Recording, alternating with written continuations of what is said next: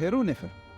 أهلا بكم في بودكاست السيرة الفرعونية، المكان اللي بنحكي فيه حدوتة السيرة الفرعونية، سيرة الآلهة وسيرة الملوك وسيرة الشعب، زي ما حكاها لنا أجدادنا الفراعنة قدماء المصريين على جدران المعابد وفي المقابر وعلى التوابيت والبرديات، وبنحكي من أكتر من مصدر. كل ده بالمصري، اللغة المصرية الحديثة، اللهجة العامية الناتجة من العربي والمصرية القديمة. معاكم فيلو ألكسندر الثاني، ويلا بينا نبدأ.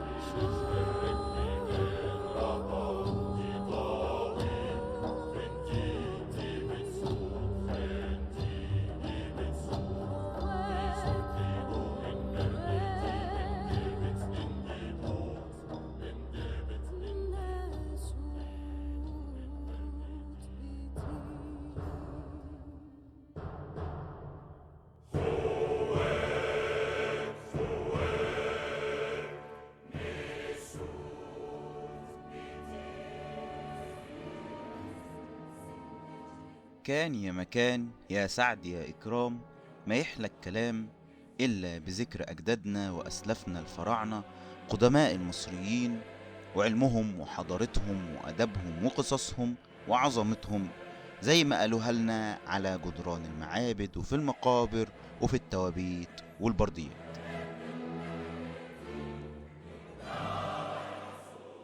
بعد ما استقر حكم رع وبقى بيقوم بالليل برحلة في مركبه في العالم الآخر، وأصبح بيحكم في الأرض وبقى حاكم فرعون يعني، وإله للبشر. عدى سنين كتير قوي، أكتر من 1000 أو 2000 سنة، واجد السماء والأرض ونسمة الحياة والنار والآلهة والبشر والوحوش والبهايم والزواحف والطيور اللي عندها ريش والسمك وملك الآلهة والبشر واللي ليه أسماء كتيرة جدا، وبسببهم وبسبب كترهم حتى الآلهة ما يعرفوهاش كلها، وخاصة بقى اسمه السري اللي محدش يعرفه غيره، علشان محدش يبقى عنده القدرة دي غيره. والاسم ده بيدي قوة وقدرة كبيرة جدا في الكون، علشان كده ما ينفعش حد يعرفه غيره، علشان محدش يبقى عنده القدرة والقوة دي غيره.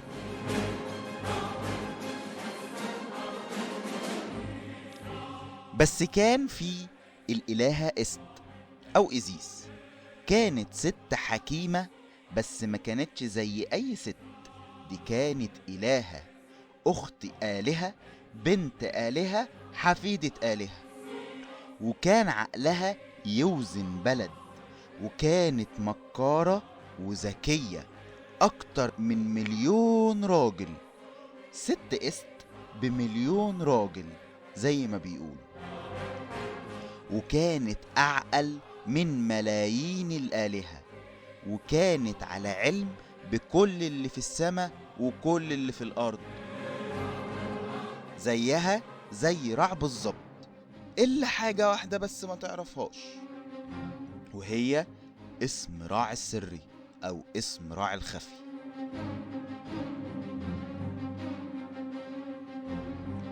وكان رع بيدخل كل يوم الصبح على مركبه في السماء، ووراه الحاشية بتاعته من الآلهة، ويقعد على العرش الأفقين في السماء.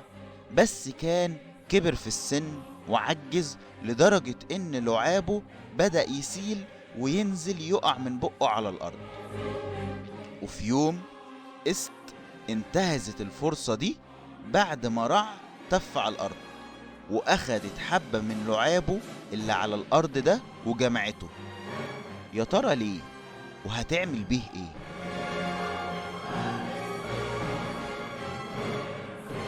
عجنت است لعاب رع اللي هي أخدته وجمعته ده بالتراب في ايديها، وشكلته على شكل حية كبرى، تعبان كبرى عظيمة وكبيرة، وعملته انه يبقى شكله على وشك انه يهاجم، بحيث محدش يقدر يهرب منه حي، لما ينقض عليه ويلدغه.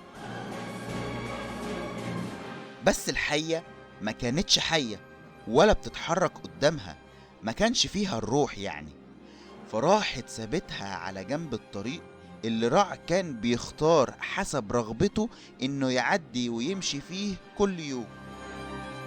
والصبح طلع لما طلع راع زي كل يوم، وخرج يمشي ويمسح مصر زي ما بيعمل كل يوم.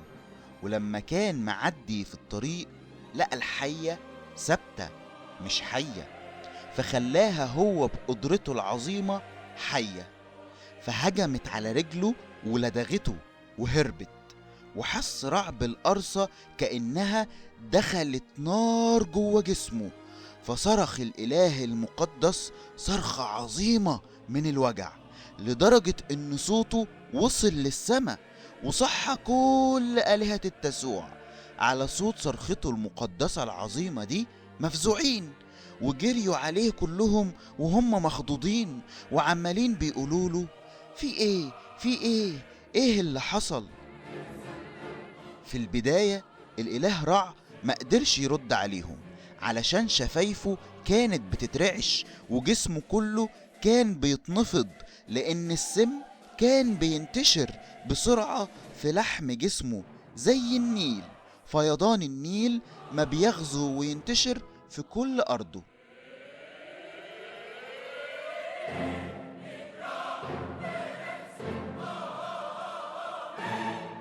ولما رجع له وعيه وفاق شوية كده، زعق على الآلهة وقال لهم: تعالوا ياللي انتوا خرجتوا للوجود من جسمي، انتوا يا آلهة ياللي جيتوا مني علشان اقول لكم على اللي حصل فيا، في كارثة حصلت لي، في حاجة وحشة قرصتني، واللي عارف كده قلبي بس ما يعرفش ايه هي، وما شافتهاش عينيا ولا عملت الحاجة دي ايديا.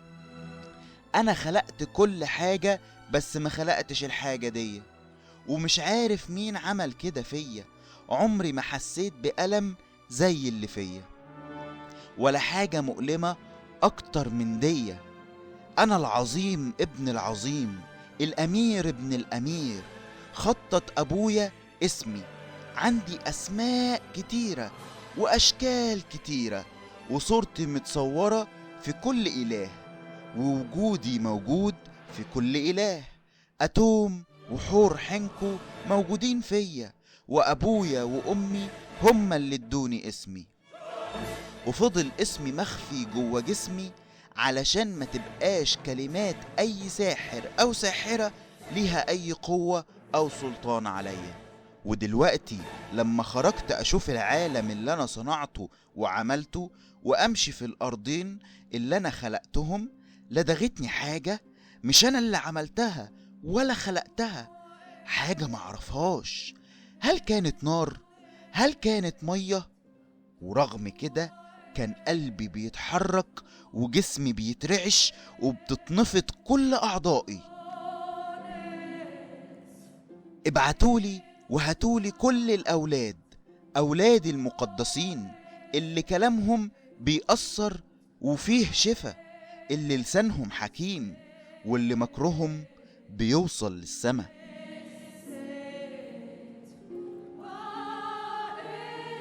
جم ليه كل أولاده الأولاد المقدسين بعولهم وصوتهم، وجات له قسط بكلامها اللي فيه شفا، وبقها اللي مليان بأنفاس الحياة، وبسحرها اللي بيقضي على المرض، وبقوة كلامها اللي بيخلي الموتى أحياء.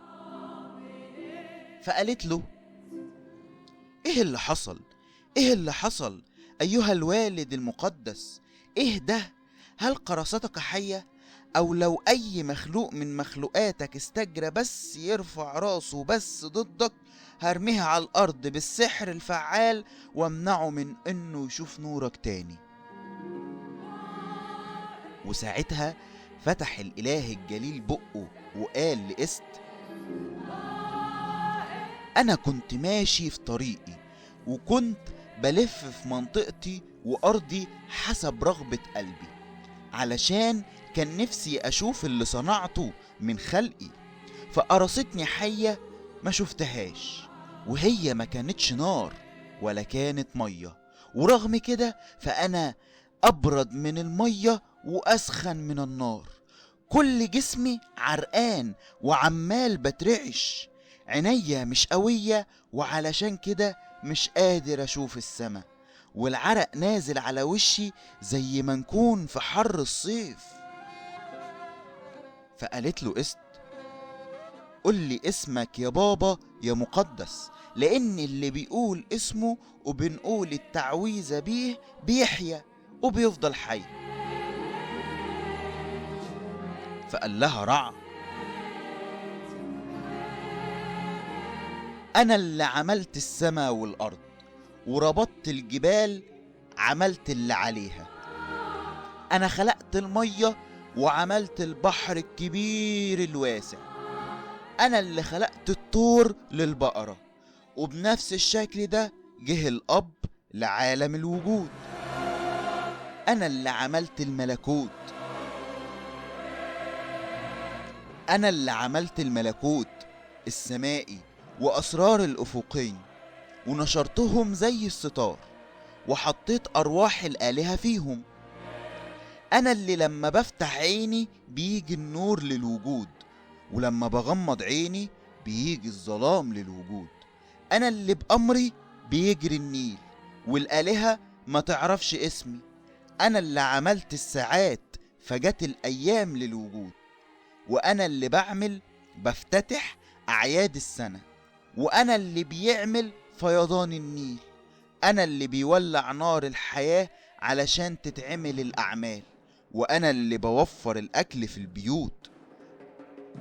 أنا خبري الصبح، وأنا رع الظهر، وأنا آتم في المساء.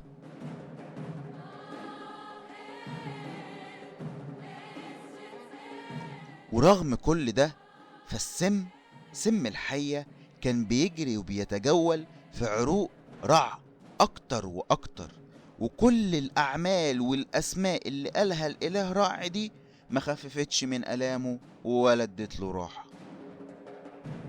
فقالت قست للإله رع: من بين كل الأسماء اللي انت قلتها لي دي، انت لسه برضو ما قلتليش اسمك. قل لي اسمك علشان يخرج السم منك، لأن الراجل اللي بيقول اسمه بيعيش. وكان لسه الإله رع متردد، لكن السم بدأ يحرقه في دمه بطريقة فظيعة، وبقى أقوى من اللهب والنار. فقال جلالة الإله رع: قربي مني يا بنت يا قست، وهيتنقل اسمي من جسمي لجسمي. واستخبى رع واحتجب عن كل الآلهة، وخبى نفسه علشان محدش يعرف ولا يوصله الاسم منهم. والموسم كامل فضل عرشه فاضي في مركبه، مركب ملايين السنين. ولما جه الوقت علشان ينتقل قلب الإله لقست، وحانت ساعة الكشف، قالت الإلهة قست لابنها حور: خليك شاهد، وبشهادتك دي هتخلي الإله العظيم عاجز قدامي، وده عن طريق انه الإله يحلف انه يخسر عينه لو أصاب قست بأي أذى.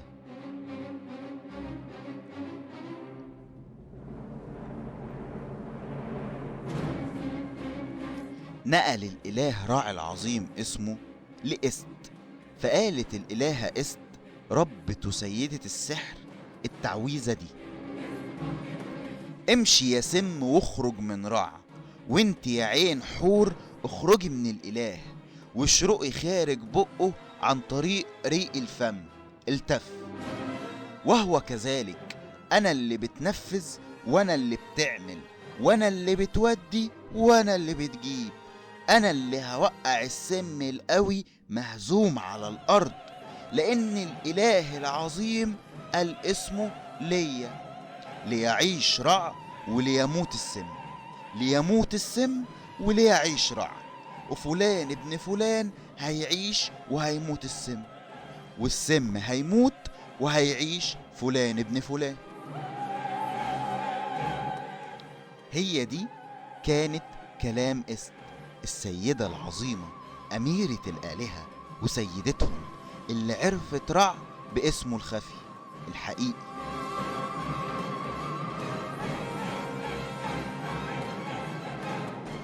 وتوتة توتة خلصت الحدوتة. حلوة أكيد مش ملتوتة، صح؟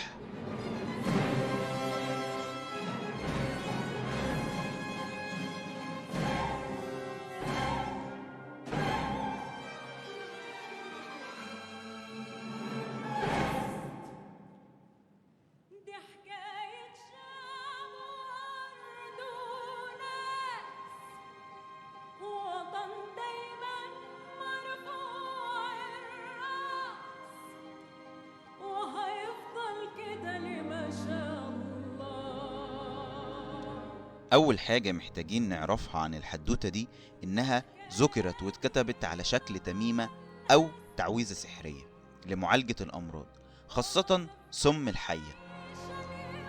وعشان كده بنلاقي في آخر النص في جملة فلان ابن فلان، حيث إنه في الموضوع ده كان بيتكتب أو بيتقال اسم الشخص اللي عاوزين نعالجه من سم الحية أو من المرض. وفي بعض المصادر بتقول انه ما كانش بيتم قراءة نص التعويذة فقط لا غير، لا يعني بل كمان كان بيتم اشعال البخور والعطور والمركبات المختلفة جنب المريض، واثناء قراءة التعويذة لتحضير المواد والخلطات اللي هيشربها الشخص اللي عاوزين نشفيه في نفس وقت قراية التعويذة في شكل طقوس علاجية روحانية. وطبعا انا بميل جدا للفكرة دي، لأن زي ما احنا عارفين الثقافة والفلسفة الفرعونية مبنية على التوازن بين ما هو روحاني وما هو مادي، بحيث انه مفيش واحدة منهم ينفع تشتغل من غير التانية. ولو تأملنا في الأمر بأفكارنا الحديثة دي هنلاقي فعلا ان التأثير النفسي مهم جدا في علاجنا للأمراض بجانب العلاج الفعلي المادي.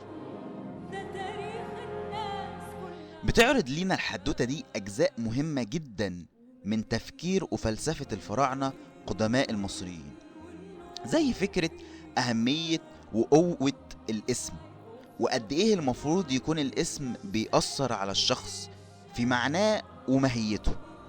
فاتخيل المصري القديم في الفلسفة الفرعونية إن كل إنسان له جسم اللي هو خت، جسد بيتكون من 5 أجزاء أساسية، وهما القلب اللي كان بيسميه المصري القديم إب، والروح اللي كان بيسميها المصري القديم كا، والشخصية اللي كان بيسميها المصري القديم با، والظل اللي كان بيسميه المصري القديم شوت، والاسم اللي كان بيسميه المصري القديم رن.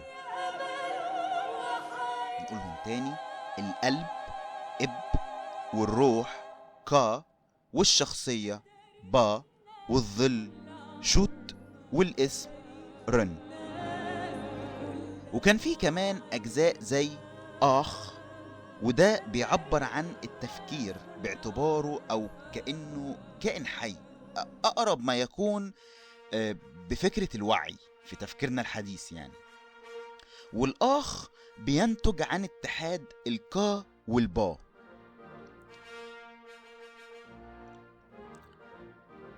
وكان في كمان سخم، واللي معناها الحرفي القوة، والمقصود بيها القوة الحية أو قوة الحياة.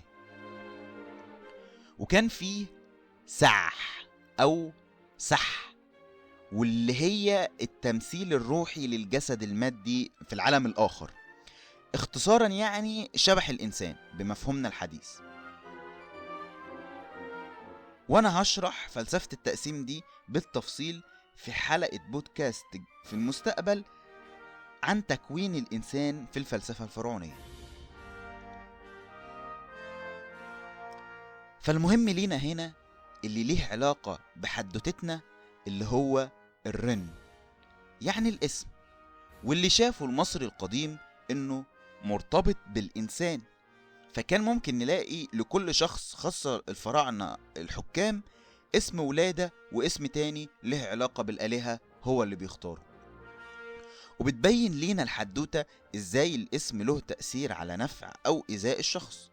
فلو انت ما تعرفش اسم حد مش هتقدر تضره، لان ابسط انواع الاذى هو مثلا الشتم او الاهانة اللفظية عن طريق الاسم. فلو انت ما تعرفش اسم الشخص فبالتالي اذاك ده هيبقى صعب تحديده هو موجه لمين، فبالتالي فقد فاعليته. ونفس الكلام في النفع، وانا هنا بتكلم عن الاذى والنفع الغيابي في غياب الطرف المراد اذيته او نفعه.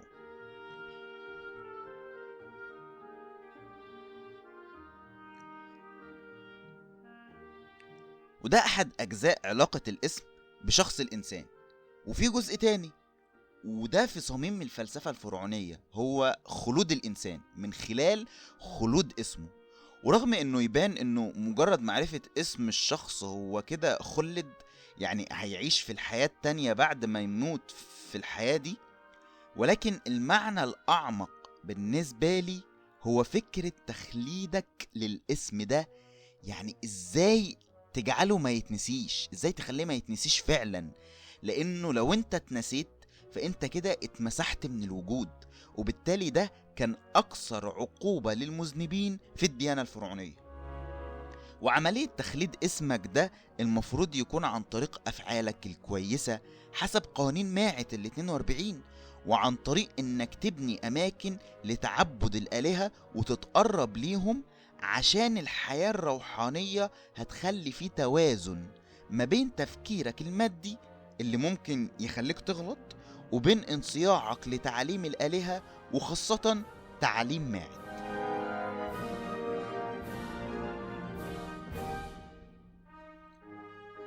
وتوصل المصري القديم ان الاسم هو بيشكل جزء كبير من هوية الانسان وذاته، لدرجة زي ما قلنا ممكن يتم نفعك أو أذيتك من خلاله. وفي الموضوع ده لو الشخص مثلا فقد الذاكرة، فقد قدرته على تذكر اسمه، هو كده ما يعرفش نفسه أو ذاته. وعلشان كده أول حاجة بنعملها أول ما بنشوف مولود جديد بنفكر في اسمه، وحتى من قبل ما يجي بنبدأ نعمل كده.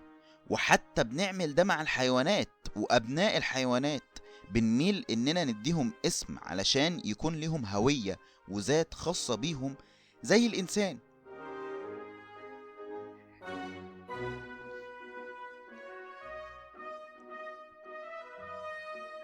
لأن الهوية والذات شيء مهم لكل واحد فينا إنه يعرف نفسه ويفهمها، علشان يعرف يتعامل مع نفسه ومع الآخرين اللي حواليه، وعلشان يفهم العالم من خلال نفسه ويحط نفسه من ضمن وجود العالم فما يبقاش منفصل عنه. عشان كده الأشخاص اللي أسمائهم مختلفة عن الشائع في المجتمع مش بيكون في ألفة كبيرة ما بينهم وبين المجتمع اللي حواليهم، لأن أول حاجة بتسأل عليها شخص لما تقابله هو اسمه علشان تعرفه. فالاسم بنستخدمه كأداة نعرف بيها الطرف الآخر وتمييزه من بين بقية البشر. فلو كان الاسم مختلف معظم الوقت ده بيخلي تعاملك مع الشخص اللي اسمه مختلف عن الشائع تعامل برضو مختلف عن بقية الناس. ومثلا لو اسمك اسم إسلامي عربي مشهور زي أحمد أو محمد، هيكون التعامل معاك مختلف في المجتمعات الأخرى زي المجتمعات الغربية. لو مثلا اسمك بيتر أو بيشوي، الأسماء اللي بيشتهر بيها المجتمع المسيحي القبطي في مصر، هيكون التعامل معاك مختلف، سواء كان تعامل جيد أو سيء بسبب سوء النفس وغباء العقل. لكن في النهاية فاسمك هو شيء أساسي جدا بيشكل هويتك وتفاعلك مع العالم وتفاعل العالم معك. وممكن انت تشكل هويتك بإيدك وتغيرها عن طريق تعديل وتغيير اسمك، حتى لو كانت تصرفاتك وشخصيتك الأساسية زي ما هي. لكن لو ركزت وراقبت نفسك هتلاقي ان تصرفك بيتشكل وشخصيتك بتختلف على حسب تسميتك بالأسماء.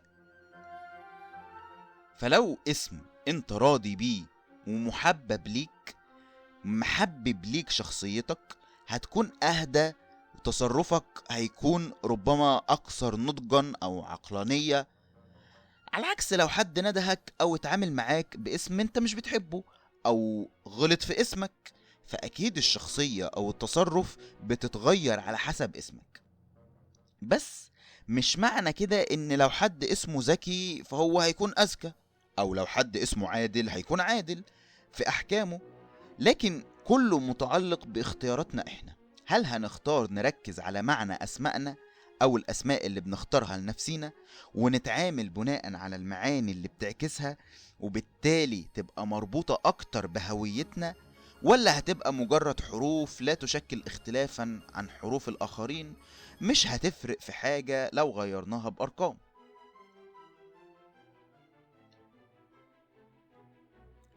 علشان كده هنلاقي الناس بتميل إنها تسمي أولادها أسماء تكون منتشرة في المجتمع، فمثلا يكون حد من أبائها أو أجدادها أو أقاربها اتسمى بيه، أو بتسمي أسماء مختلفة عن المجتمع علشان تميز الشخص الطفل عن باقي المجتمع، فتختار اسم له نطق سهل سلس ومعنى جميل بالنسبة لثقافتهم، ويصبح الاسم مش مجرد شيء بيعبر عن شيء، بل هو جزء من هوية وشخص الشخص، بيعبر عنه ويؤثر فيه ويتأثر بيه. وده اللي بيقوله لنا أجدادنا الفراعنة المصريين القدماء عن أهمية الاسم في حياتنا، وإزاي بيشكل وعينا وتصرفاتنا، وممكن نشكل احنا نفسنا عن طريق الأسماء اللي بنختارها لنفسنا وللي حوالينا.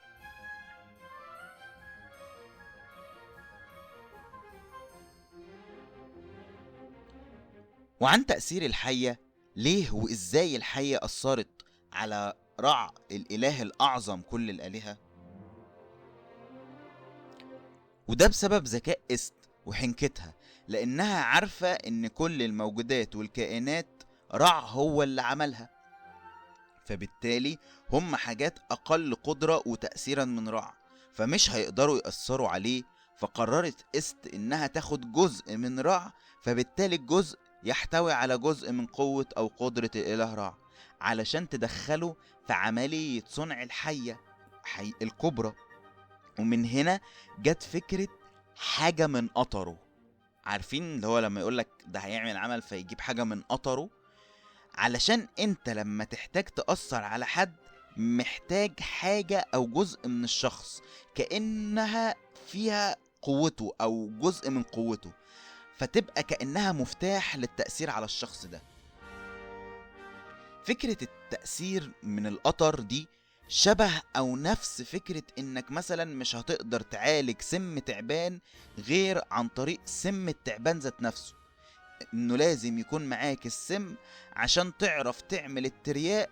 فهي دي نفس فكرة تأثير القطر بالظبط، انك عشان تعمل تأثير على حاجة لازم يكون معاك جزء منها يكون هو ده مفتاحك للتأثير على الحاجة دي، وانك ما تقدرش تعمل او تطبق اي تأثير على اي حاجة من بره من غير ما يبقى معاك جزء منها من جواها، وإلا هتبقى كأنها محصنة.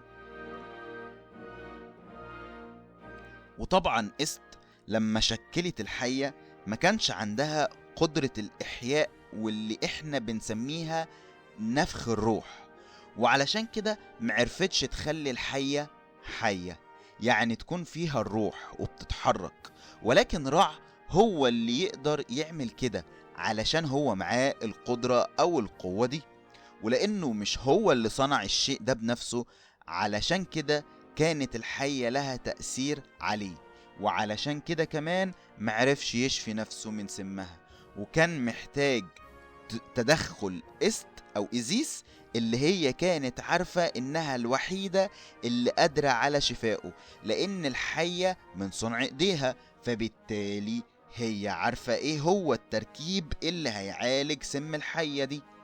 فهي ما كانتش محتاجة تعرف اسم رع علشان يساهم في علاجه، هي مجرد عاملة حيلة ذكية علشان تعرف تحصل على اسمه بس.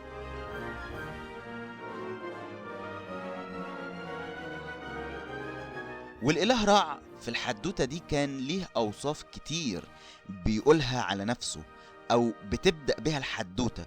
الأوصاف دي هي في حد ذاتها أسماء برضو.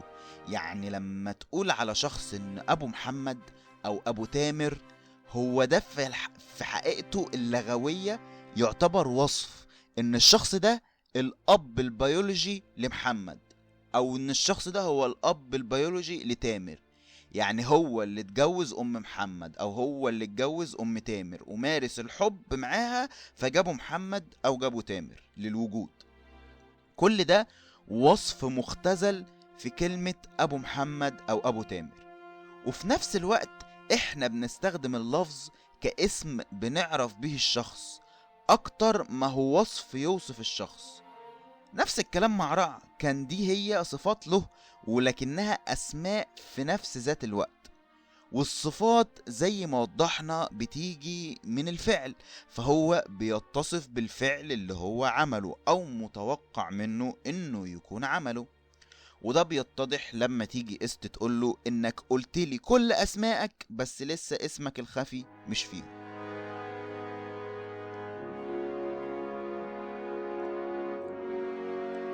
ونيجي هنا لاسم رع السري أو الخفي، واللي ما تقالش في معظم المصادر.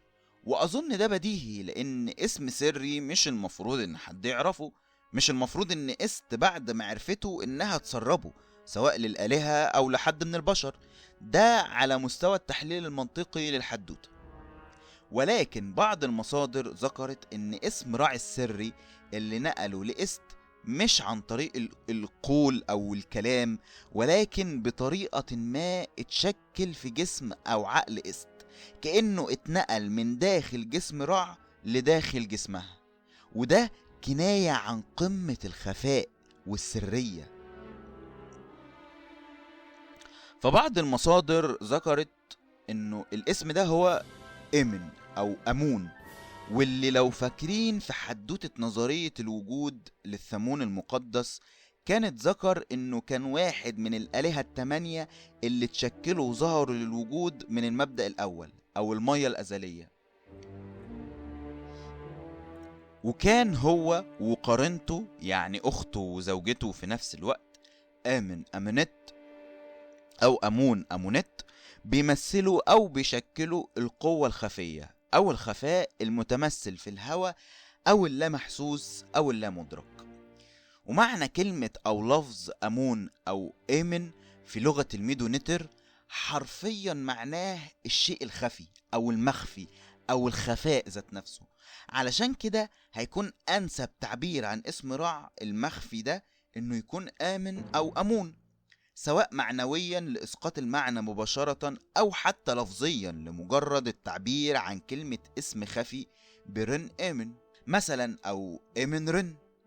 ومن هنا ممكن نستنتج تفسير ليه وإزاي وإمتى تم ربط الإله رع بالإله أمون، وأصبح هناك إله مختفي محتجب اسمه آمن رع أو أمون رع، منفصل عن البشر بعدما كان متواجد دايما وسطهم. ودي هي آخر صورة من صور الإله رع، واللي ذكر لينا 3 صور منها في الحدوتة مهمين. هم صورته في وقت النهار وهو خبري الصبح، ويقصد هنا في وقت الشروق لأنه في الوقت ده هيكون الإله بيظهر بصورة خبري اللي هو جسم إنسان وبوجه جعران في فترة الشروق، ومركب الشمس بتبدأ تخرج في الأفق. ورع الظهر ده الصورة التانية الأكثر وضوحا وجلاء للشمس، وهي في منتصف الظهيرة، شمس نص اليوم زي ما بنقول عليها أو عز الظهر أو الساعة 12 الظهر. وأتم المساء ودي الصورة الأخيرة في فترة الصباح، ودي بتحصل تحديدا عند المساء أو في وقت الغروب، في وقت غروب الشمس من الأفق التاني. أنا هبقى أشرح كل صورة دي ورحلة رع في مركب المليون عام أو مركب الشمس في حدوتة رحلة مركب الشمس في المستقبل بالتفصيل. ويتبقى عندنا صورة رابعة أخيرة لرع وهي صورته في السماء بالليل. طبعا هنقول طب إزاي بالليل؟ هي الشمس بتطلع بالليل؟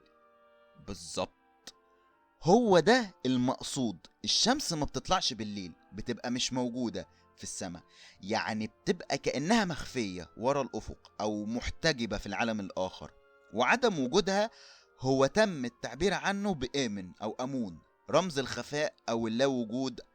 وأصبح الإله آمن رع أو أمون رع، وخاصة لما ساب الأرض والبشرية واحتجب عنهم بعد حادثة هلاك البشر، زي ما هنشوف في حدوتة سخمة وأسطورة هلاك البشر في المستقبل.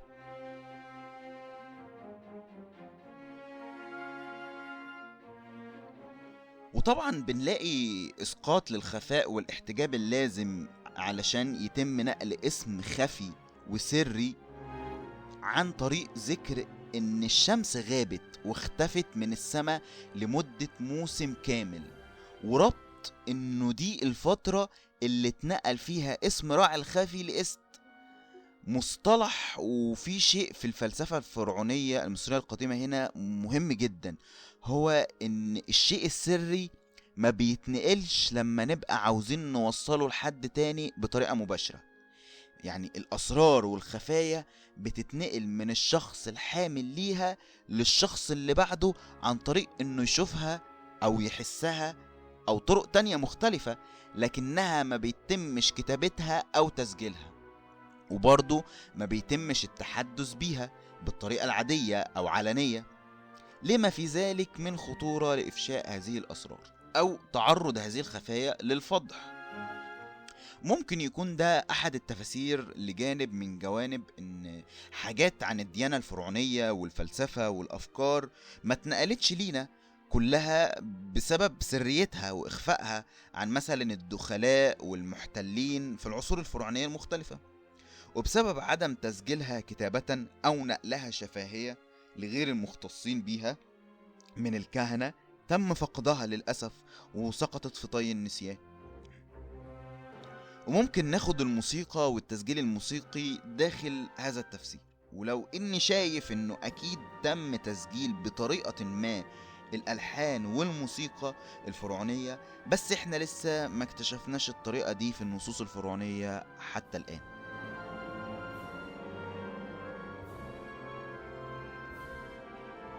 ولما جه الوقت ان است تحصل على اسم رع بسبب انها شهدت حور على القسم بتاع رع انه مش هيضر است باذى لدرجة انه لو اذاها هتاخد عينه، ده بسبب سد الفجوة ان رع الاله العظيم كل القدرة كان باستطاعته ان يموت است وينهي وجودها بمجرد ما تشفيه، علشان يفضل محافظ على اسمه السري الخفي ومحدش يعرفه غيره. فده كان سبب القسم والشهادة وظهور اسم حور هنا. لترتيب الأحداث أهمية كبيرة جدا في مشروع السيرة الفرعونية، وفي الحدوتة دي بيظهر اسم حور ابن است شاهد على الهبة الإلهية اللي اداها رع لإست.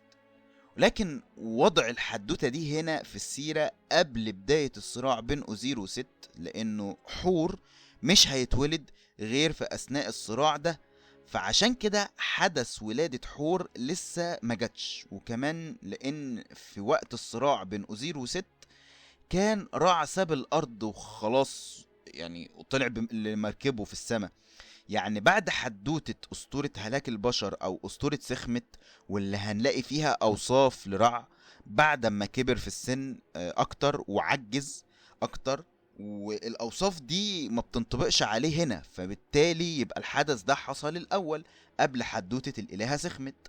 وهنلاقي است بتستخدم قوتها الشفائية وقوة تانية كتير ليها بعد كده في العركة والملحمة بين أوزير وست وحور، وحتى في وقت تربية حور زي أوقات أسطورة العقارب السبعة اللي احنا هنتكلم عليها في المستقبل برضو.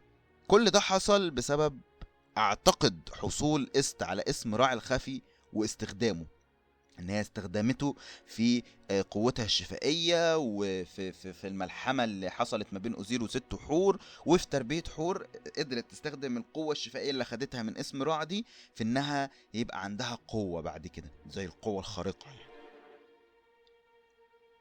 فالحدوتة دي حصلت لما كان راع لسه على الأرض بيحكم، فعشان كده أنا شفت إن ترتيبها هنا ووضعها الأول قبل بقية الأحداث اللي جاية في التسلسل بتاع السيرة الفرعونية سيرة الآلهة هيكون أحسن وأكثر منطقية في تسلسل الأحداث. على أن أقوم بتصحيح الأمر في المستقبل لو قدم لي أحد دليل على ترتيب آخر للحدوتة دي في تسلسل الأحداث. وبس بكده يبقى احنا خلصنا حلقتنا النهاردة، وخلصنا حدوتة إست واسم راعي الخفي. أتمنى تكونوا استمتعتوا. ما تنسوش تعملوا شير ولايك وسبسكرايب لو انتوا على اليوتيوب، ولو انتوا على سبوتيفاي بتسمعونا تقدروا تقولوا لنا رأيكم او اي تصحيح حابين تقولوه في المكان بتاع اللي انتوا تقولوا فيه رأيكم. وما تنسوش تعملوا لي فولو على صفحة السيرة الفرعونية على انستجرام. وكمان لو حابين انا بنشر مقالات او قصص السيرة الفرعونية على موقع اسمه ميديم. تقدر بسهولة جدا تكتب في جوجل في السيرش السيرة الفرعونية وهيطلع لك كل المقالات بتاعت السيرة الفرعونية، حتى اللي لسه ما اتعملش منها حلقات في بودكاست السيرة الفرعونية هتلاقيها موجودة هناك. بس كده اشوفكم الحلقة الجاية واحنا بنتكلم عن فلسفات بتاعت الفرعونية المصرية القديمة، فلسفة الأسماء والتسمية وأجزاء الإنسان والروح. سلام.